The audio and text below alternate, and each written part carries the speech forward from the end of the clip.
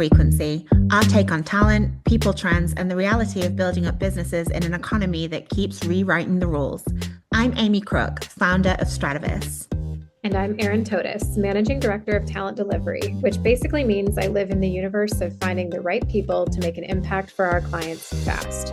Around here, we talk about the real side of HR and talent, what works, what absolutely doesn't, and how to build teams that can carry a business, not drag it down. We'll break down trends, share the behind the scenes of scaling a consultancy from zero, and probably overshare a little because that's where the good lessons live. So whether you're building, hiring, leading, or just trying to keep your company profitable, you're in the right place. This is Fractional Frequency. Let's get to it.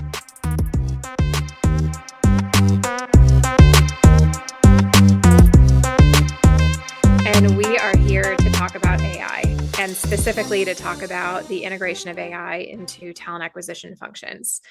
This is a topic that matters so much right now because organizations are grappling with this enormous opportunity in front of them and also some problems that come with it. And to sort of set the stage, I think Amy and I both agree and feel strongly that AI is not here to replace recruiters or TA teams. Rather, it's reshaping how we must work in order to be successful in this evolving world. And so the goals for our session and conversation today are to clarify, simplify, and give you some practical takeaways that you can use right away. So Amy, where should we start? Yeah, I think starting on current state, I think would be a good place. So, you mentioned that people are grappling with it. Like, where are you observing that they're having the most challenges? So I think about talent acquisition. The function has measured itself on three core components for a long time. And those are speed, quality, and cost. Mm-hmm. And organizations always want all three, and it's always a challenge to achieve those. Typically, you can get one or two, but all three is difficult. And the introduction of AI allows us to be more efficient when used properly. I think there are some really fascinating sort of first step applications. When I think about when I was recruiting in my early career, scribbling away furiously in a notebook as I'm on the phone with a candidate, and it kind of progressed to clicking away on a keyboard. We don't have to do that anymore because the AI assistant will transcribe our conversation and even summarize it for us. Mm-hmm. Or I think about the task of coordinating an interview, particularly imagine a panel interview with multiple stakeholders involved and playing calendar Tetris, trying to compare visually these blocks of time against one another. The computer can do that for you now. And so I think those are some really wonderful evolutions, and the opportunity that we have to take that saved time and apply it to things that are more meaningful, like connecting with candidates on a deeper level, for example, is incredible. But there are some challenges, and I think those are coming in the application of more complex mechanisms that are being applied to tools, tech stacks, processes, teams that are perhaps not ready to receive them for one or more reasons. Yeah. No, I think that's such a good point. I've definitely observed in the market that, requisitions are taking longer to fill. Candidate experience is less than ideal. So let's flip to solution. Let's talk a little bit more about like practical AI use cases. So I'm going to start off by talking a little bit about how I implemented that at Glassdoor. So the first step was to really take a look at the function tasks and where it would be most impactful on our time. And so, as Erin already mentioned, you're sourcing and screening. So recording those conversations so that you can have it already transcribed. You're not having to rewrite your notes from a conversation. You can have your interviews scheduled super quickly, and you can gain those like data-driven insights that are really helpful when it comes to tracking your team's performance. The challenges, I think, is that there's so many tools for every step of the process.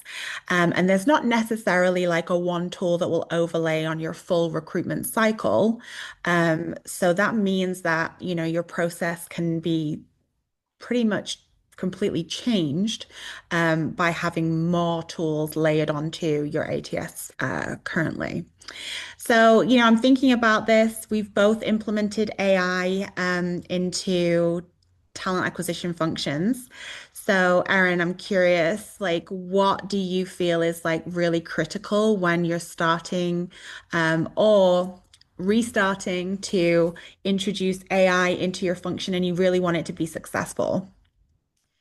I heard something really interesting the other day at a summit I was participating in that leaders should stop telling teams to get curious about AI. Oh, yes. And I have heard that from a number of different leaders. Mhm, And what I thought was really curious about this statement is that the speaker then followed with getting curious about AI is like giving your 7-year-old a can of gasoline and a box of matches and just throwing it on the floor in front of them and telling them to get curious about it. And when you do that, one of two things will happen. Either nothing will happen mhm, or they're going to burn themselves. And I thought that was so interesting because when you think about the concept of AI in the way that I think some organizations are thinking about it, they're thinking about it like software. And AI is not software. It's not something that people inherently have some baseline understanding of that they can just learn in a quick kind of workshop or learning lecture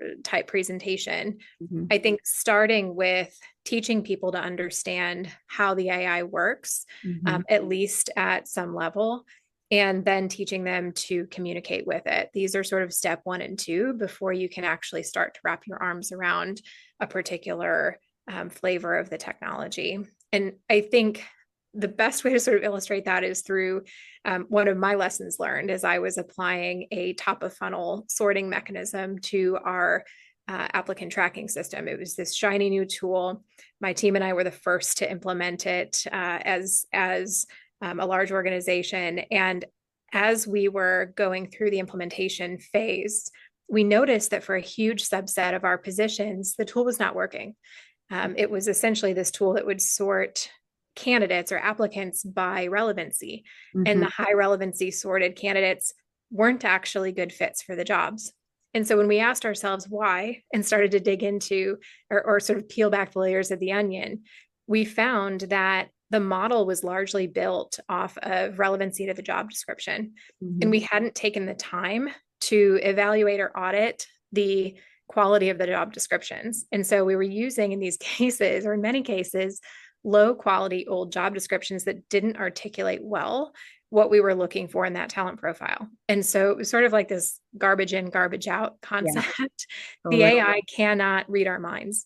And we had this whole backpedaling exercise to go through to sort of tear down and do it right and restart, Yeah. which was just sort of almost seems really obvious, but when you're in it, sometimes you need to learn the hard way. But tell me a little bit more about your experience. What do you think? Yeah, I agree with you. Like you have to know what the capabilities are of the technology and where it will best suit the needs of what you're trying to achieve. So I actually took the time to do a course, and it was less about um, a selling opportunity, which everyone's been in those demos where they're like, we can do this, we can do this, we can do this, and you're like, okay. It was more about understanding the mechanisms behind how it works, and why it's important to consider the full process, the full implications, from a quality perspective, from an ethical perspective, and also while it is incredibly intelligent, incredibly smart, there are some places that we need to make sure that we're covering our bases to make sure that we're not opening ourselves up to risk by this machine coming up with its own answers. They're not always correct, and we have to be prepared for that. So that was a really interesting course that I did. And so I was able to kind of take that learning with me through the implementations that I did at Glassdoor. So the key things that I think people need to get their head around, and you touched on it here with the job description, is like you have to be very confident in the materials and the data that you have when you start.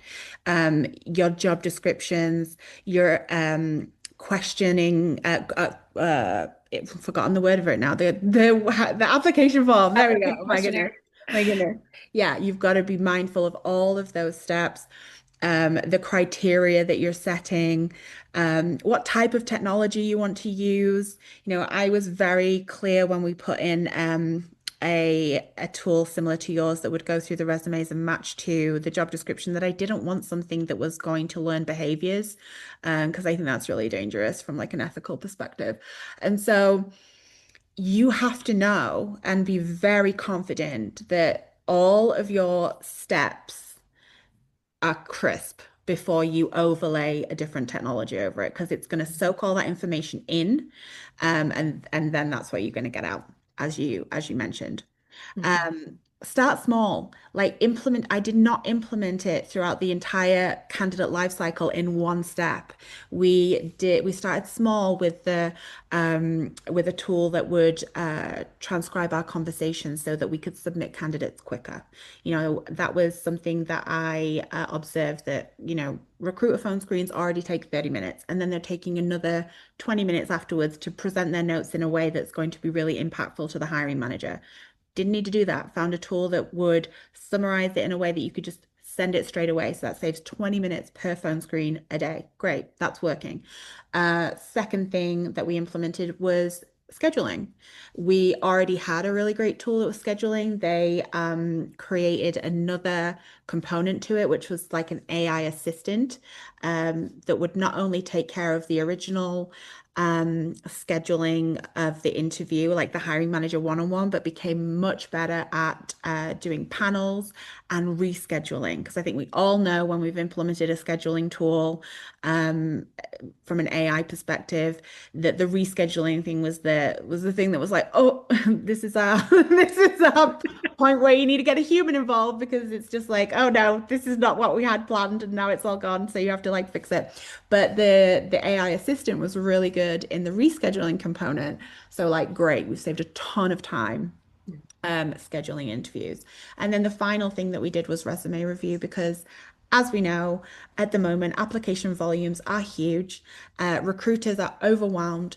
And so I wanted to implement something that was going to shave down some of that time so that we could spend more time with the candidates that we were really trying to build a relationship with.